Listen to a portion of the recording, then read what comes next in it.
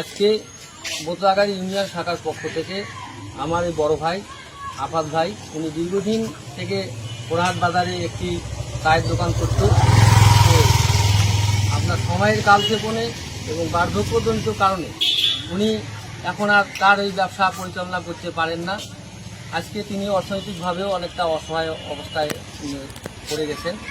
তো আমাদের এই হৃদয় শৈপুর সংগঠনের বোতলাগাড়ি ইউনিয়ন শাখার পক্ষ থেকে আজকে সুন্দর একটা উদ্যোগ নিয়ে ওনাকে স্বাবলম্বী করার জন্য এবং তার আগামী দিনগুলো যাতে ভালোভাবে যায় সেই কারণে আজকে বোতলাগাড়ি শাখার পক্ষ থেকে আমরা তাকে একটি ছোট্ট একটি মুদিখানার দোকান আমরা তাকে উপহার দিচ্ছি। আমি